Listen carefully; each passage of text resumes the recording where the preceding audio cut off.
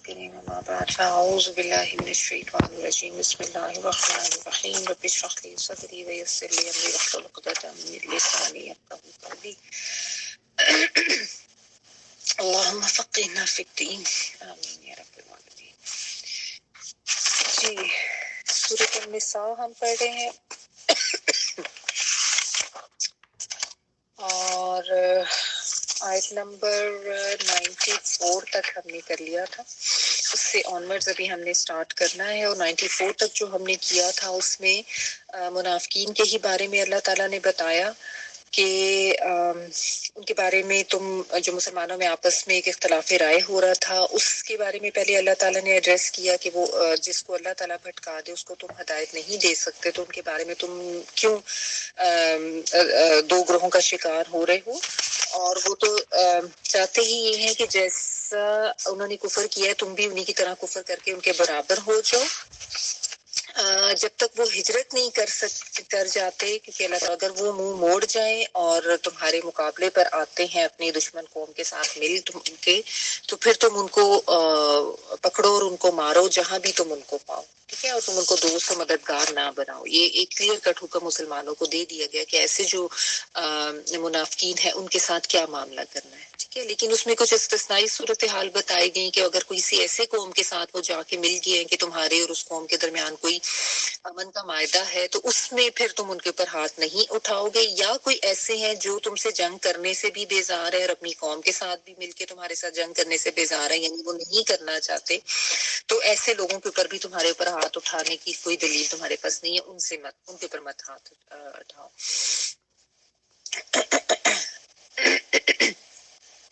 اور وہ تمہاری طرف اگر سلامتی کا ہاتھ ڈال رہے ہیں تو پھر تم ان کے ساتھ سلامتی والا ہی معاملہ رکھو اور ان کے اوپر ہاتھ نہیں اٹھاؤ. ہاں کچھ ایسے ہیں جو کہ پریٹینڈ تو یہی کرتے ہیں کہ وہ جنگ نہیں کرنا چاہتے اور امن میں رہنا چاہتے ہیں، تمہارے سامنے تمہارے مخلص بنتے ہیں اور اپنے جب شیاطین یا اپنے جو دشمن ہیں ان کے ساتھ، جب مسلمانوں کے جو دشمن ہیں جب ان کے ساتھ ملتے ہیں کفار کے ساتھ تو ان کے دوست بن جاتے ہیں. تو ایسے لوگ جو ہیں ان کے بارے میں تمہیں اجازت دے دی گئی، ان کے اوپر تم ہاتھ اٹھا سکتے ہو اور ان کو مار سکتے ہو، یعنی ان کا معاملہ جو ہے وہ ویسا ہی ہوگا جیسا کہ کافروں کا ہے. ان کو تم کافروں کی ہی کیٹیگری میں رکھ کے جب بھی وہ لڑنے کے لیے آئیں تو تم کے ساتھ ویسا ہی معاملہ کرو گے، ٹھیک ہے. پھر اس کے بعد اللہ تعالیٰ نے یہ بتایا کہ اگر قتل خطا ہو جائے کسی سے، کسی مومن سے کوئی مومن خطا کے ذریعے قتل ہو جائے تو اس کا کیا اس میں پھر کیا معاملہ ہوگا کہ گردن کو آزاد کرنا ہے اور دیت ادا کرنی ہے اس کے گھر والوں کے، الا یہ کہ وہ معاف کر دیں.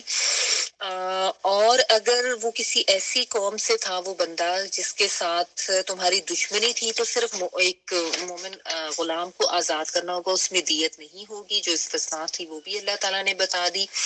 اگر لیکن وہ کسی ایسی نان مسلم قوم سے تھا کہ تمہارے اس کے درمیان کوئی معاہدہ تھا، کوئی پیس ٹریٹی تھا، تو اس میں پھر وہی صورتحال رہے گی جو کہ ایک نارمل مومن کو ماننے کی ہے، یعنی دیت بھی ہوگی اور کفارہ بھی ہوگا، دونوں چیزیں ہوں گی، ٹھیک ہے.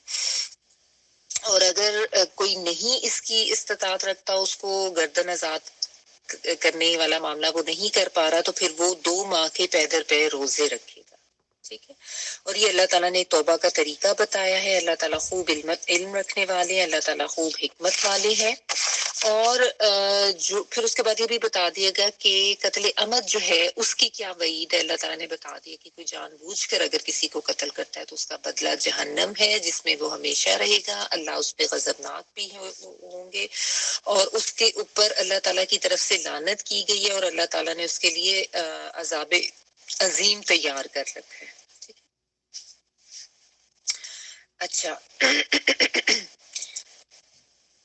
پھر مسلمانوں کو ایک یہ حکم دیا گیا کہ جب تم جہاد کے لیے نکلو تو یا سفر پہ نکلو، ضربتم فی سبیل اللہ، اللہ کے راستے میں جب تم نکلو تو تمیز یا فرق یا تحقیق ضرور کر لیا کرو. اور اگر تمہاری طرف کوئی سلامتی کا کلمہ ڈالتا ہے، تمہیں سلام کرتا ہے، تو اس کو تم یہ مت کہو کہ تم مومن نہیں ہو، ٹھیک ہے، اور تم دنیا کی زندگی کا سامان چاہتے ہو جبکہ اللہ تعالیٰ کے پاس تو بہت سی غنیمت ہے۔ اس میں بھی کچھ واقعات جو ایسے ہوئے تھے وہ میں نے آپ کو بتا دیے تھے، جس میں مسلمانوں نے کسی کے سلام کہنے کے باوجود یا کسی نے اپنا اسلام کا اظہار کیا لیکن اس کے باوجود ان کو مار دیا یہ سوچ کے کہ نہیں یہ تو جان بچانے کے لیے کہہ رہے، تو اس میں نبی صلی اللہ علیہ وسلم کی طرف سے سخت سختی کا اظہار کیا گیا، اور اس کے بارے میں یہ احکامات چونکہ اللہ تعالیٰ کی طرف سے آ گئے تھے، ٹھیک ہے، اور اللہ تعالیٰ نے فرما دیا تم بھی اس سے پہلے ایسے ہی تھے، اللہ نے تمہارے پہ احسان کیا تو تم وضاحت طلب کر لیا کرو، بے شک اللہ تعالیٰ جو ہے تمہارے تمام اعمال سے اچھی طرح خبر رکھنے والا ہے، اللہ تعالیٰ تمام اعمال سے واقف ہے، ٹھیک ہے۔ یہاں تک ہم نے کیا تھا، آگے آیت نمبر 95 پڑھی، لا يستوي القاعدون من المؤمنین غیر اولی الضرر والمجاہدون فی سبیل اللہ باموالہم وانفسہم فضل اللہ المجاہدین باموالہم وانفسہم علی القاعدین درجہ وکلا وعد اللہ الحسنى وفضل اللہ المجاہدین علی القاعدین اجرا عظیما۔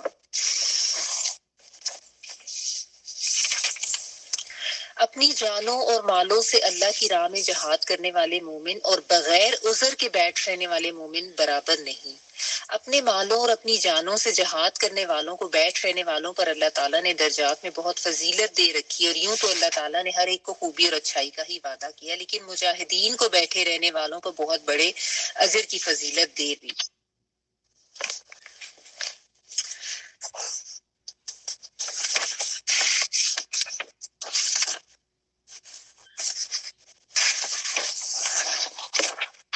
لا نہیں، یستوی وہ برابر ہو سکتے، یا وہ کے معنوں میں آتا ہے ان والا سین واو اور یا، جس سے مساوی کا ورڈ ہوتا ہے، مساوی بھی برابر ہونے کے لیے آتا ہے۔ القاعدون بیٹھنے والے، قاعدہ ہوتا ہے نا، قاف عین و دال، جیسا نماز میں بھی قاعدہ کرنا ہوتا ہے جب آپ بیٹھتے ہیں التحیات اور درود وغیرہ پڑھنے کے لیے، اس کو بھی قاعدہ کہتے ہیں، ٹھیک ہے نا، مقد بھی آتا ہے۔ تو القاعدون قائد کی جمع یعنی بیٹھنے والے، واؤ پلورل کے لیے آیا ہے، من المؤمنین مومنوں سے، ٹھیک ہے، مومنوں میں سے جو بیٹھ جانے والے ہیں، غیر ما سوائے اولِ درری معذوروں کے، یا جو یہ داد را را والا ہی ورڈ ہے، یعنی جن کے پاس جن کو کوئی تکلیف ہے، ٹھیک ہے، ضرر جو ہے وہ نقصان یا تکلیف اس معنوں میں آتا ہے۔ والمجاہدون اور مجاہدین یعنی جہاد کرنے والے، فی سبیل اللہ اللہ کے راستے میں، باموالہم ساتھ اپنے مالوں کے، وانفسہم اور اپنے نفسوں کے، فضل اللہ فضیلت دی اللہ نے، فاد و لام، المجاہدین مجاہدوں کو، ٹھیک ہے، باموالہم ساتھ ان کے مالوں کے، وانفسہم اور اپنے نفسوں کے ساتھ، یعنی جو مجاہدین کے بارے میں بتایا جا رہا ہے کہ جو اپنے مالوں کے ساتھ بھی جہاد کرتے ہیں، جو اپنی جانوں کے ساتھ بھی جہاد کرتے ہیں، علی القاعدین درجہ، اوپر بیٹھنے والوں کے درجہ درجوں میں، ٹھیک ہے،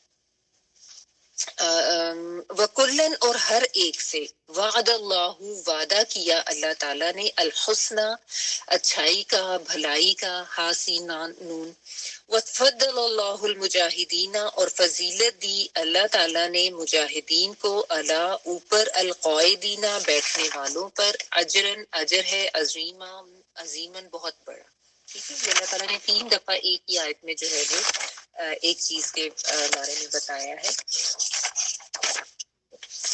کہ بیسیکلی اس آیت میں یہی بتایا گیا ہے کہ اللہ تعالیٰ کے ہاں مجاہدین جو ہیں، جو کہ اللہ کی راہ میں نکلتے ہیں اور اپنی جانوں سے اور اپنی مالوں سے جہاد کرتے ہیں، ان کا درجہ اللہ تعالیٰ کے ہاں بہت زیادہ بلند ہے۔ یہ بیسیکلی اس میں بات جو ہے وہ بتائی گئی ہے، اور اس کی اہمیت کا اندازہ اس طرح سے ہو جاتا ہے کہ اس آیت میں جو ہے یہ بات 3 دفعہ دہرائی گئی ہے، اور مختلف طریقے سے ایک ہی بات بتائی گئی، یعنی مختلف ان کے جو اجر ہیں ایسے لوگوں کے وہ بتائے گئے، ٹھیک ہے۔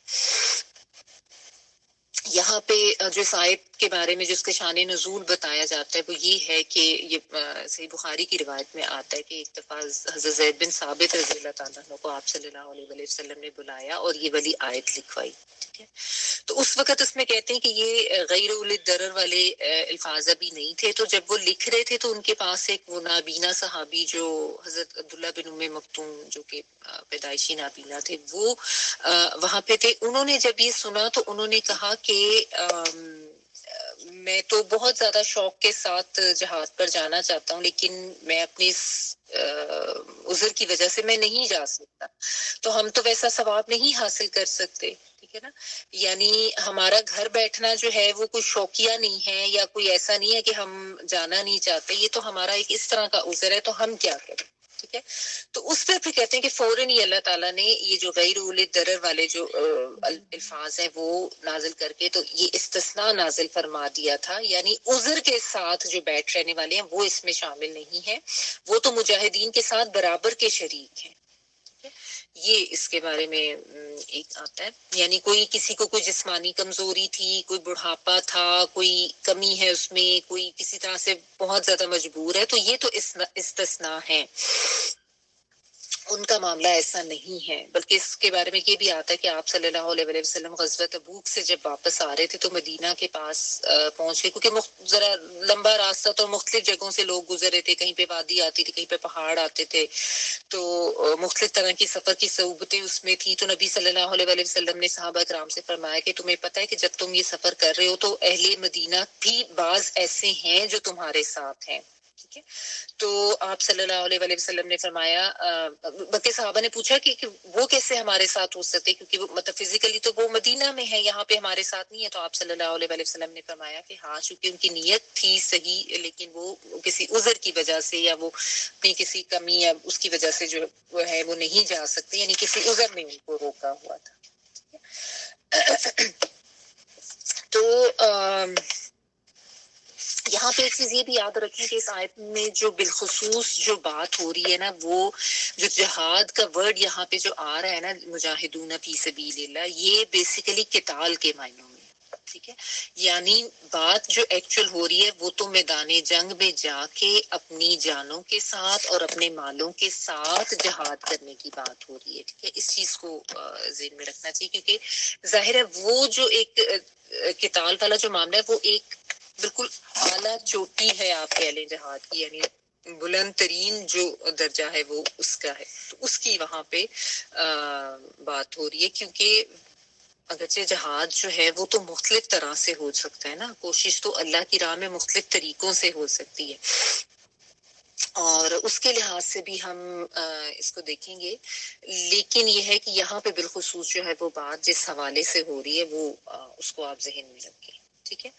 اور چونکہ وہ بہت زیادہ اہمیت کی حامل ہے اور بہت زیادہ ایک ایسا عمل ہے جو بہت زیادہ ریوارڈنگ ہے, تو یہاں پہ تین طرح سے باتیں اللہ تعالیٰ نے تین طرح سے اس بات کو بیان کیا کہ لا یستوی, یعنی برابر نہیں ہو سکتے. ٹھیک ہے. ایسے لوگ یعنی جو اللہ کی راہ میں اپنی جانوں سے جہاد کرتے ہیں اور اپنے مالوں سے جہاد کرتے ہیں.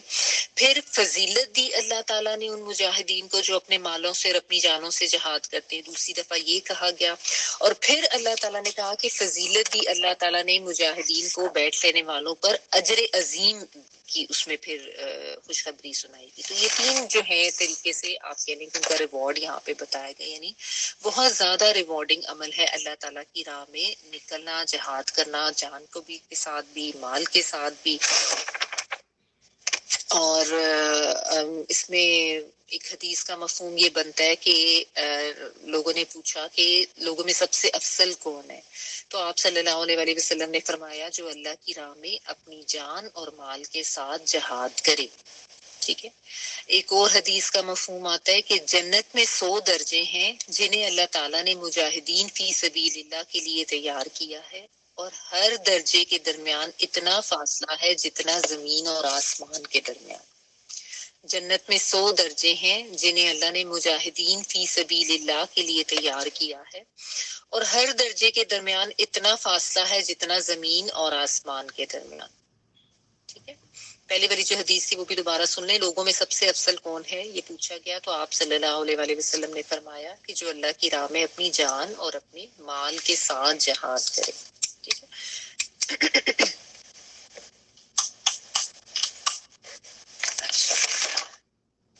تو یہاں پہ جو ہے اللہ تعالیٰ نے یہ بات بتائی. اور اس میں پھر یہ جو ہے نا کہ ایک استدلال اس میں علماء نے یہ بھی کیا کہ عام حالات میں جو ہے وہ جہاد فرض عین نہیں ہوتا, فرض کفایہ ہوتا ہے. اب یہ فرض عین اور فرض کفایہ کیا ہوتا ہے اس کو بھی سمجھ لیں. فرض عین وہ ہوتا ہے جو کہ سب کے لیے فرض ہوتا ہے, سب نے کرنا ہی کرنا ہوتا ہے. ٹھیک ہے. فرض کفایہ ایسے فرائض کو کہتے ہیں جو سب کے لیے کرنا لازم نہیں ہوتا, اگر ساروں میں سے کچھ لوگ بھی اس کی ادائیگی کر دیتے ہیں تو وہ سب کی طرف سے کفایت کر جاتا ہے. ٹھیک ہے, اس کو فرض کفایہ کہتے ہیں. عام حالات میں جہاد جو تھا وہ فرض کفایہ ہی ہوتا تھا, یعنی جو لوگ جو یعنی نکل جاتے تھے اس گروہ میں آ جاتے تھے وہ ٹھیک تھا, اور اگر کچھ اپنے کچھ شرعی عذر کی وجہ سے یا کسی اور ریزن کی وجہ سے کچھ پیچھے رہ جاتے تھے, کیونکہ بعض ایسے بھی ہوتے تھے جن کو رکنا پڑتا تھا, کوئی گھروں کی حفاظت کے لیے, کوئی پیچھے رہ جانے والے جو کمزور لوگ ہوتے تھے, بچے بوڑھے عورتیں, ان کے لیے, یا کوئی سامان رسد آگے پہنچانا ہے, یا کوئی کسی اس طرح کے جو انتظامی معاملات ہیں ان کے لیے, تو وہ اس میں آتے ہیں. تو صرف جب غزوہ تبوک ہوا تھا نا اس میں یہ فرض عین قرار پایا تھا کہ بھئی اس میں سب کو ہی نکلنا جو ہے وہ لازم قرار دیا گیا تھا. لیکن اس میں آپ یہ بات ذہن میں رکھیں کہ اس سے مراد وہ بیٹھ رہنے والے نہیں ہیں جو کہ منافقین, جن کا پہلے ذکر ہم نے جو پچھلی کچھ آیات میں پڑھا, جو کہ صرف اپنی جان بچانے کے لیے بیٹھ جاتے تھے, یا ان کو یہ ڈر ہوتا تھا کہ ہم جائیں گے تو جان چلی جائے گی, یا ہمارے اتنا نقصان ہو جائے گا, یا وہ جی چراتے تھے جہاد سے مختلف یعنی اپنی منافقت کی بنا پر. اس میں ان کی بات نہیں ہو رہی, بات مومنین کی ہی ہو رہی ہے. کہ دیکھنا لا یستوی القاعدون من المؤمنین ہے مومنوں میں سے, لیکن اللہ تعالیٰ یہاں پہ صرف یہ بتا رہے ہیں کہ درجات میں جو ہے وہ فرق کس طرح سے آ جاتا ہے, اور وہ کافی فرق آ جاتا ہے. لیکن اس میں بھی پھر ساتھ غیر اولی ضرر والی بات کر دی گئی کہ ان لوگوں کو استثناء ہے جو کو معذوری وغیرہ ہو جاتی ہے, یا بعض ایسے بھی تھے جن کو کچھ ایسے بھی لوگ تھے غزوہ تبوک کے بارے میں آتا ہے جنہوں نے جن کے پاس سواری نہیں تھی اور ان کو بہت زیادہ شوق تھا جانے کا اور وہ نہیں جا سکے تھے, تو اور وہ کہتے ہیں کہ وہ روتے ہوئے واپس گئے تھے جب نبی صلی اللہ علیہ وسلم نے ان کو کہا کہ میرے پاس تو سواری نہیں ہے تمہیں دینے کو.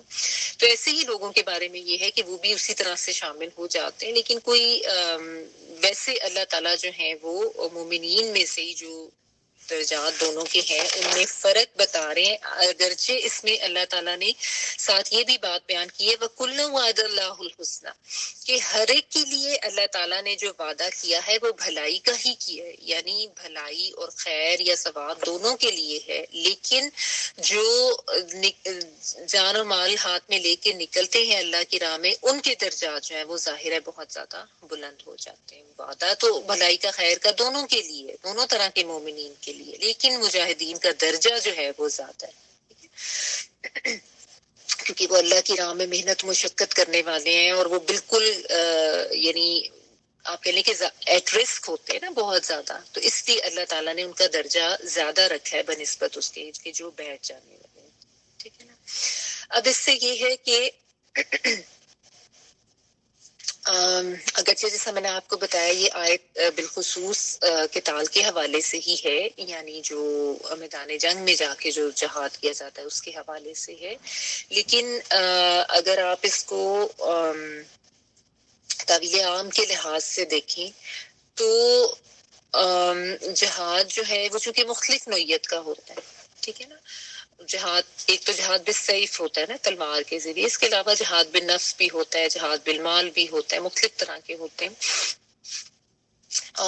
تو اس میں اگر آپ دیکھیں کہ اس لحاظ سے بھی پھر کیٹیگریز آ جاتی ہیں. ٹھیک ہے نا. یعنی آپ دیکھیں عام مومنوں کو یا عام اہل ایمان کو بھی آپ دیکھیں دو طرح کے ہوتے ہیں. ایک وہ ہوتے ہیں جو بیٹھ کر اسلام پر عمل کرتے ہیں وہ بھی اسلام پر عمل، نماز پڑھی، روزے رکھے، صدقہ خیرات کر دیا اور پرہیزگاری بھی اپنائی، سب کچھ کیا، ٹھیک ہے نا. کچھ ایسے ہوتے ہیں جو کسی اور لحاظ سے متحرک ہوتے ہیں، ٹھیک ہے نا، اور وہ اپنی ہر طرح کی کوشش کرتے رہتے ہیں، خود بھی عمل کرتے رہتے ہیں اور دوسروں کو بھی اپنی طرح سے کسی نہ کسی طرح کا فائدہ پہنچاتے ہیں، ٹھیک ہے. یعنی وہ قربانی کی سطح پر آ کر کام کرتے ہیں. تو ظاہر ہے اگر کوئی ایسا شخص ہے جو کسی قربانی کی سطح پر آ کر کام کرے گا، وہ ویسا درجہ تو پائے گا نا، ٹھیک ہے. یعنی آپ دیکھیں جس طرح ہوتا ہے نا، آپ اس طریقے سے اس کو سمجھ لیں کہ ایک فرائض ہوتے ہیں، ٹھیک ہے، اور ایک اس سے آگے بڑھ کر نوافل بھی ہوتے ہیں، ٹھیک ہے نا. دونوں میں فرق ہوتا ہے. فرائض تو سبھی نے کرنا ہی کرنا ہے نا، وہ تو سب کے اوپر لازم ہے. لیکن نوافل یا ایکسٹرا چیزیں جب آپ کرتے ہیں فرائض سے ہٹ کے، تو وہ اس کے لیے آپ کو ایک کہہ دیں کہ قربانی کی سطح پر آنا پڑتا ہے، ٹھیک ہے نا. یعنی آپ کو تھوڑا ایکسٹرا اپنے اوپر جبر کر کے، ایکسٹرا اپنے نفس کو کنٹرول کر کے وہ ایکسٹرا چیزیں کرنی پڑتی ہیں. چاہے عبادات ہیں، مطلب اس میں آپ نفل نمازیں پڑھ رہے ہیں، یا آپ نفل روزے رکھ رہے ہیں. فرض روزے تو سبھی رکھتے ہیں، نفل روزے جو ہے وہ کوئی رکھتا ہے، ٹھیک ہے نا. یا آپ فرائض صدقات یعنی زکوٰۃ کے علاوہ نفل صدقات کر رہے ہیں، تو فرق ہو جاتا ہے نا اس میں، ٹھیک ہے نا. تو اس طریقے سے اگر آپ سمجھیں نا تو پھر آپ کو یہ چیز سمجھ آئے گی. تو اسی طرح سے اللہ تعالیٰ نے یہ بتا دیا کہ جس طریقے سے اعمال میں فرق ہوتا ہے نا، تو اسی طریقے سے پھر جو مجاہدین ہیں ان کے درجات میں بھی پھر فرق ہوتا ہے. یعنی آپ کا عمل کرے گا وہ اسی طرح کا درجہ پائے گا. یعنی مجاہدین جو ہیں، جو بھی اللہ تعالیٰ کی راہ میں جس طرح سے بھی جہاد کرتے ہیں، بعض جان دے دیتے ہیں، بعض جان کے ساتھ مال بھی سارا لے آتے تھے، اور بعض نے جو ہے جان، مال اور اپنا وقت سب کچھ لگا دیا، ٹھیک ہے نا. اب آپ آج کل کے لحاظ سے بھی دیکھیں، اگر کوئی اللہ تعالیٰ کی دین کے لیے کسی طریقے سے اپنا مال خرچ کرتا ہے، ٹھیک ہے، اپنا وقت خرچ کرتا ہے، ظاہر اب اس میں آپ جان والی بات تو نہیں لے سکتے، اوبویسلی میدان جنگ تو نہیں ہے، لیکن آپ اپنی جان پر، اپنے نفس پر اس طرح کا کنٹرول کر رہے ہیں اور اپنے آپ کو آپ کہہ لیں کہ روک رہے ہیں بہت سی چیزوں سے، جس کے بارے میں آپ کو پتا چل گیا کہ یہ چیز جو ہے یہ اللہ کے دین میں جائز نہیں ہے کرنا، ٹھیک ہے نا. تو وہ بھی، اور اس کے علاوہ جو جتنا ایکسٹرا وقت لگاتا ہے، جو جتنی ایکسٹرا ایفرٹ لگاتا ہے، اور اگر اللہ کے دین کی اشاعت میں کہیں پہ مال کی ضرورت ہے، وہ اس پہ اپنا مال بھی خرچ کرتا ہے. عموماً یہ ہوتا ہے کہ ہم لوگ دوسرے جو جگہ ہوتی ہے نا خرچ کرنے کی، اس مد میں تو ہم خرچ کر لیتے ہیں غریبوں کے لیے، صدقہ خیرات، وہ بھی اچھی بات ہے، کرنا چاہیے، لیکن عموماً اس طرف نا لوگوں کا دھیان اتنا جاتا نہیں ہے. تو کہیں پہ اللہ تعالیٰ کی دین کو پھیلانے کا جہاں پہ کام ہو رہا ہے نا، وہاں پہ بھی ضرور آگے جا کے مال سے بھی، یہ بھی مال کا جہاد ہے فی سبیل اللہ، اللہ کے راستے میں کرنا، کہ یعنی اللہ کے دین کو پھیلانے کے لیے آپ اس کی ہیلپ کر رہے ہیں. اور ویسے بھی آپ دیکھیں، جب ہم اس کو اگر تھوڑا سا کمپیریزن کر کے دیکھیں نا، کہ دنیا کے کاموں کے لیے ہم کتنی انتھک محنت کرتے ہیں، ٹھیک ہے، اور ہم کتنا وقت لگاتے ہیں، ہم کتنی اپنی انرجی بھی لگاتے ہیں، چاہے ہم گھر کے کام کر رہے ہیں، یا ہم باہر شاپنگ پر جا رہے ہیں، یا جابس کر رہے ہیں، کاروبار کر رہے ہیں، تو ہم سب کچھ کرتے ہیں، اپنی بیسٹ ایفرٹ بھی لگاتے ہیں، اپنا بیسٹ اس کے اوپر مطلب وقت بھی لگاتے ہیں، جس طریقے سے جو ہم کر سکتے ہیں وہ کرتے ہیں. لیکن عموماً یہی ہوتا ہے کہ دین کے لیے جب کچھ کرنا ہوتا ہے نا، تو اس میں پھر آپ کہہ لیں کہ ایک ہم بیر منیمم کے اوپر آ جاتے ہیں، ٹھیک ہے نا. یا تو ہم بہانے بنانے لگتے ہیں، کیونکہ شیطان آ جاتا ہے نا، شیطان ہمیں الجھاتا ہے، شیطان ہمیں یہ سمجھاتا ہے کہ دیکھو اس میں زیادہ فائدہ ہے، اس کا فائدہ جلدی ملنے والا ہے دنیاوی کام کا، اور اگر تم نے اس کو چھوڑ دیا تو تمہارا دنیاوی لحاظ سے بڑا نقصان ہو جائے گا. تو یہ جب چیزیں آتی نا، تو انسان ان دنیاوی کاموں کی طرف زیادہ چلا جاتا ہے، اور دین کے کاموں کے لیے ایفرٹ کرنا، وقت لگانا، کام کرنا، سوچنا، اس پہ جو ہے وہ انسان پیچھے ہو جاتا ہے، اور اس کو اپنی سیکنڈ پرائیورٹی پہ رکھ لیتا ہے، ٹھیک ہے نا. تو اللہ تعالیٰ نے صاف بتا دیے، لا یستوی القاعدون، بیٹھ رہنے والے جو ہیں وہ جدوجہد کرنے والوں کے برابر نہیں ہو سکتے. ونس اگین میں یہ بات کروں گی کہ اگرچہ اس میں بات جو ہے وہ قتال کے حوالے سے یہ اللہ کے راہ میں میدان جنگ میں نکلنے کے حوالے سے بات ہو رہی ہے، لیکن اس میں ہم اپنے لیے سبق کس طرح سے لیں گے وہ یہ سمجھنے کی بات ہے کہ ہاں اگر کسی کو کوئی عذر ہے، کوئی محتاجی ہے، کوئی معذوری ہے، فزیکلی نہیں کر سکتا یا اس کے پاس ریسورسز نہیں ہے، اس کو نہیں کرنے کی کوئی اس میں ایبلٹی، لیکن اس کے اندر تڑپ ایک ہے، اس کے اندر نیت ہے، ٹھیک ہے، اور وہ اپنی اس نیت اور تڑپ کے باوجود بھی اور اپنی کوشش کے باوجود بھی وہ کچھ اس طرح کی ایفرٹ نہیں کر پا رہا ہے، تو اس کے لیے تو اللہ تعالیٰ کی طرف سے کہہ دیا گیا وَكُلًّا وَعَدَ اللَّهُ الْحُسْنَىٰ، سب کے لیے اچھا وعدہ ہے. یعنی ڈیپینڈ یہ کرتا ہے کہ انسان کے اندر سے نیت کیسی تھی، وہ کتنا کرنا چاہتا تھا. ٹھیک ہے نا. اب دیکھیں نا، ایسا ہوتا ہے نا کہ جب ہمیں پتہ چلے کہ ایک بزنس میں ہمیں صرف 10% پروفٹ ہو رہا ہے اور دوسرے میں بڑا 80-90% یا 100% پروفٹ ہو رہا ہے، تو ہم کون سا کریں گے؟ ظاہر ہے جس میں زیادہ پروفٹ ہوتا ہے. ٹھیک ہے نا. یا ہمیں پتہ چلے فلاں جاب میں تو ہمیں زیادہ پیسے مل رہے ہیں، انسان اس کی طرف جائے گا اگر دونوں میں سے چوز کرنا ہو. لیکن جب دین کا معاملہ آتا ہے نا تو اس میں ہم کم سے کم پر اکتفا کر لیتے ہیں، اس میں ہم کم سے کم پر راضی ہو جاتے کہ بس ٹھیک ہے، بیر منیمم بس فرائض کر لیے نا، اتنا کافی ہے.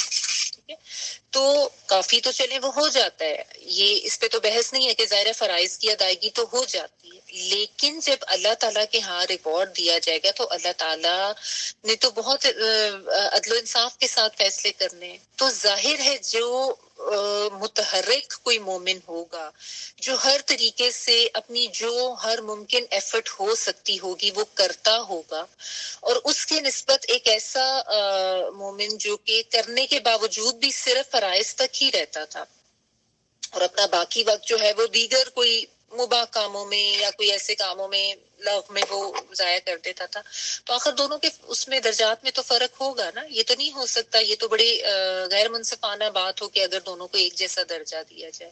تو بس یہ یہاں پہ سمجھنے کی بات ہے کہ جس طرح، اور اس میں پھر یہ بھی سیکھنے کی بات ہے کہ ہم جس طرح ایفرٹ لگاتے ہیں نا اپنے گھر کے کاموں میں، اب کسی نے کوئی گھر خریدنا ہے، گھر کی ڈیکور کرنی ہے، کوئی گاڑی خریدنی ہے، کوئی کپڑے خریدنے ہیں، بنانے ہیں، تو اس میں بہت زیادہ ہوتا ہے کہ اس سے بھی آگے نکل جائیں، اس سے بھی کثرت لے جائیں، یا بیسٹ سے بیسٹ جا کے کریں، بیسٹ سے بیسٹ اپنی ایفرٹ لگائیں گے، ٹائم لگائیں گے، سب کچھ کریں گے. ٹھیک ہے نا. تو اسی طرح سے ہمیں آخرت میں جو درجات لینے ہیں ان کے لیے بھی اپنی بیسٹ ایفرٹ لگانے کی ضرورت ہے، اپنی قدرت کے مطابق، اپنی اہلیت کے مطابق جتنا بھی جو کچھ بھی جو ہے وہ کر سکتا ہے. ٹھیک ہے، کیونکہ آخرت کے حوالے سے جب بات آتی ہے یا دین کے حوالے سے جب بات آتی ہے تو ہمارا رویہ ویسا نہیں ہوتا جیسا کہ دنیا کے لحاظ سے ہوتا ہے. یہ چیز تھوڑی سی سمجھنے کی، اور یہ بھی ذہن میں رکھیں کہ یہ جو اس طرح کی کوئی ایفرٹ ہے دین کے لیے، یہ نہیں کہ صرف مرد ہی کر سکتے. ہمارے یہاں ایک یہ بھی کانسیپٹ ہے کہ شاید صرف مرد ہی جو ہے وہ اللہ کے دین کے لیے کسی طریقے سے کچھ کر سکتے ہیں. عورتیں اگر شاپنگ جابز کر سکتی ہیں، کاروبار کر سکتی ہیں، تو وہ دین کے لیے بھی ایفرٹ کر سکتی ہیں نا. بہت سی عورتیں اب جو جابز بھی کرتی ہیں اور کاروبار بھی کرتی ہیں. ٹھیک ہے نا. تو بات صرف یہ ہے کہ ایک وہ جذبہ یا لگن یا سوچ ہونی چاہیے، ایک نیت ہونی چاہیے کہ میں نے آخرت میں اپنا حصہ ڈالنا ہے. ٹھیک ہے نا. اور چاہے آپ اپنی جان اور اپنا وقت لگا کے کر سکتے ہیں، یعنی جان پہ قابو پا کے، ظاہر ہم اس کو اس حساب سے لیں گے جہاد بن نفس کے حوالے سے، یعنی آپ اپنے نفس کو روک رہی ہیں، اللہ کے دین پر عمل کر رہی ہیں، چاہے اس کے لیے آپ کو قربانی کے لیول پہ آنا پڑتا ہے، آپ کچھ ایکسٹرا کر رہی ہیں، یا مال کے ذریعے اگر آپ کر سکتی ہیں اس طریقے سے کر رہی ہیں. اب یہ انسان کی اپنی سوچ کی بھی بات ہوتی ہے. جس طرح ہماری ایک ٹیچر تھیں جن کے بارے میں ہمیں یہ پتا چلا کہ وہ انہوں نے یہ شروع کیا ہوا تھا کہ وہ اپنے گھر میں، وہ ایک بلڈنگ میں رہتی تھی، مطلب جہاں پہ مختلف فلیٹس تھے، بلاک سا تھا، تو وہاں پہ جتنی میڈس آتی تھی نا، انہوں نے سب کو یہ کہہ دیا تھا کہ وہ بائی ویکلی تھا یا ونس اے ویک تھا، وہ اپنے گھر پہ ان کو اکٹھا کرتی تھی اور اس میں ان کو کھانا پلانا بھی، اور ان کو جو ہے وہ تھوڑا بہت جو ہے وہ قرآن کی تعلیم دینی انہوں نے شروع کی تھی. ٹھیک ہے. بعض نے یہ کیا کہ ان کے بچوں کے ساتھ اس طرح کا معاملہ شروع کیا کہ ان کو پڑھانا یا ان کو دین کی تعلیم دینا. ابھی دیکھیں اپنی اپنی سوچ کی بات ہے نا, اور اپنی اپنی ایفرٹ کی بات ہے کہ کرنے کو یہ کام تھوڑی سی اس کے لیے آپ کا ایکسٹرا وقت چاہیے, تھوڑی سی آپ کی ایکسٹرا محنت چاہیے, لیکن کوئی بھی عورت یہ کام کر سکتی ہے. ٹھیک ہے, تو یہ میں صرف ایک ایگزامپل کے طور پہ سمجھا رہی ہوں. باقی تو ظاہر انسان خود دیکھتا ہے کہ اس کے کیا حالات ہیں یا کس طریقے سے وہ کیا کر سکتا ہے, لیکن کر سکتے ہیں. ٹھیک ہے نا, تو یہ چیز بس اس کو سمجھنے کی ہے کہ تھوڑا اپنا حصہ جو ہے وہ جس طریقے سے بھی آپ ڈال سکتے ہیں وہ ڈالنے کی کوشش کریں. ٹھیک ہے نا, اور اس چیز کو ذہن میں رکھیں کہ ظاہر ہے درجات جو ہیں وہ برابر نہیں ہوں گے. تو یہ نہیں سوچ لینا چاہیے کہ چلو بس ٹھیک ہے نا, یہ ہم نے فرائض تو ادا کر لیے, کیونکہ تھوڑا سا آگے جانے کی ضرورت ہوتی ہے نا. اگر ہم دنیاوی کام میں یہ کرتے ہیں کہ نہیں ہم اس سے آگے نکل جائیں, اس سے بڑھ جائیں, اس سے بہتر کر لیں, تو ہمیں ہمارا یہی رویہ آخرت میں درجات حاصل کرنے کے لیے یا دین کے لیے ایکسٹرا قربانی دینے کے لیے, یہی رویہ دین کے لیے بھی ہونا چاہیے نا کہ ہم ایکسٹرا کچھ کریں. ٹھیک ہے نا, تو یہ چیز اس میں تھوڑی سمجھنے کی ہے کہ ظاہر ہے جو جتنی ایکسٹرا ایفرٹ کرے گا, جو جتنا زیادہ قربانی کی سطح پر آئے گا, ویسا ویسا وہ اجر پا لے گا. ٹھیک ہے نا, اور اللہ تعالیٰ نے یہ زندگی صرف آرام کے لیے تو نہیں بنائی, اس میں تو مسلسل جد و جہد کرنی ہے. یہی تو دارالعمل ہے, دارالجزا تو آگے ہے. ٹھیک ہے نا, تو ہمیں اپنے اس دین کے لیے بھی وقت نکالنا ہے, اس کو بھی پڑھنا ہے, اس کو بھی سمجھنا ہے. ٹھیک ہے نا, اور اس میں یہ بھی یاد رکھیں کہ کبھی بھی نا اپنی ایفرٹ سے بہت زیادہ راضی ہو کے نہ بیٹھ جائیں. یعنی یہ مت سمجھ لیں کہ اوہ میں نے تو اب بہت کر لیا, اب تو میں نے اتنی دیکھو وقت لگا لیا, اب تو میں نے قرآن سمجھ کے پڑھنا شروع کر دیا, میں تو یہ کر لیا وہ کر لیا. کبھی بھی اس طریقے سے نا اپنے آپ کو اتنے زیادہ پاسنگ مارکس دے کے مت بیٹھ جایا کریں, کیونکہ جب یہ آپ کرنا شروع کرتے ہیں نا تو پھر انسان سست ہوتا جاتا ہے. ہمیشہ اپنے سے زیادہ کرنے والوں کو دیکھیں کہ فلاں دیکھو کتنا زیادہ کرا ہے, وہ اللہ کے دین کے لیے کتنی جدوجہد. بعض لوگ تو واقعی ایسے ہیں کہ ٹھیک ہے اپنے اپنے ریسورسز کی بھی بات ہوتی ہے, اللہ تعالیٰ کی طرف سے دی ہوئی توفیق اور اللہ تعالیٰ کی طرف سے چنا ہوا جانا ہوتا ہے, لیکن بعض لوگ اتنا زیادہ ایکسٹرا ایفرٹ کرتے ہیں. ان کو ہمیشہ دیکھیں اور ان کی طرح جو ہے اسی طرح دین کے لیے ایفرٹ اور کوشش کرنی چاہیے نا, جو اپنے لیول پہ کوئی انسان کسی طرح سے بھی کر سکتا ہے. ٹھیک ہے نا, مجاہدون فی سبیل اللہ باموالہم وانفسہم, دونوں لحاظ سے بات ہے نا. تو کوئی کتنا بھی ایکسٹرا کر سکتا ہے نا, چاہے آپ عبادات کے حوالے سے کریں, چاہے آپ دین کی خدمت کے حوالے سے, دین کو سمجھنے کے حوالے سے, دوسروں کو سمجھانے کے حوالے سے, یا دین کی اشاعت کے حوالے سے, جو بھی آپ ایفرٹ کر سکتے ہیں وہ کریں, لیکن کچھ جو ہے نا ایکسٹرا کی طرف ضرور جائیں. ٹھیک ہے, ابھی انسان کی اپنی اپنی استطاعت ہے, جو جتنا کر سکتا ہے اس کے مطابق وہ دیکھے کہ کیا ہو سکتا ہے, لیکن یہ ہے کہ تھوڑا سوچے ضرور, اس کے اوپر کرے ضرور. اور آگے دیکھیے پھر اگلی آیت میں بھی درجات منہ ومغفرۃ ورحمہ وکان اللہ غفورا رحیما, ان کے لیے درجات ہیں اور بخشش بھی اور رحمت کی بھی اور رحمت, اور ہے اللہ تعالیٰ بہت زیادہ مغفرت فرمانے والے ہیں اور بہت بار رحم کرنے والے ہیں. ٹھیک ہے, تو درجات درجے ہیں منہ اس کی طرف سے, یعنی اللہ تعالیٰ کی طرف سے, وہ مغفرتن اور بخشش بھی ہے. غفرہ جو ہے وہ ڈھانپنے کے لیے آتا ہے, میں نے آپ کو بتایا کہ کوئی کور کرنے والی چیز, کوئی جس طرح ہیلمٹ ہوتی ہے, یا کوئی اوپر ایسے کوئی شیڈ کرنے والا کوئی ٹینٹ وغیرہ, اس کے لیے. وہ رحمتن اور رحمت, وکان اللہ اور ہے اللہ تعالیٰ غفورن بہت زیادہ بخشنے والا, رحیمن بار بار رحم کرنے والا. تو اللہ تعالیٰ نے ایسے لوگوں کے لیے ایک تو یہ بھی بتایا کہ درجے ہیں اللہ تعالیٰ کی طرف سے, اور پھر مزید آپ دیکھیں مغفرت اور رحمت کا بھی وعدہ کیا گیا ہے. یعنی آپ دیکھیں مسلسل ان دو آیات میں جو ہے نا کتنی زیادہ اللہ تعالیٰ نے آپ کہنے کی اہمیت بیان کی ہے, اور کتنا زیادہ ریوارڈنگ بتایا ہے اس عمل کو, کہ ان کے لیے مغفرت بھی ہے اللہ تعالیٰ کی طرف سے, رحمت ہی ہے. اور ایک ہی بات کو اس آیت میں بھی 2 دفعہ بیان کی ہے, درجات منہ ومغفرۃ ورحمہ وکان اللہ غفور الرحیم, کہ اللہ تعالیٰ بہت بخشنے والے ہیں اور بہت زیادہ رحم کرنے والے ہیں. ٹھیک ہے, دیکھیں ہر وقت انسان کچھ نہ کچھ غلط تو کرتا رہتا ہے نا, غلطیاں خطائیں تو انسان کے ساتھ لگی ہوئی ہیں. ٹھیک ہے, تم مغفرت طلب کرتے رہیں، نیک کاموں کی طرف دوڑتے رہیں اور اللہ تعالیٰ سے مغفرت اور رحمت کی امید رکھیں کہ اللہ تعالیٰ جو ہے وہ معاف بھی کرنے والے ہیں اور رحم بھی کرنے والے ہیں. ٹھیک ہے، لیکن کچھ کرنا ہے اور اس میں بھی صرف فرائض تک نہ رہیں، تھوڑا ایکسٹرا کرنا ہے، ایکسٹرا کرنے کی کوشش کریں.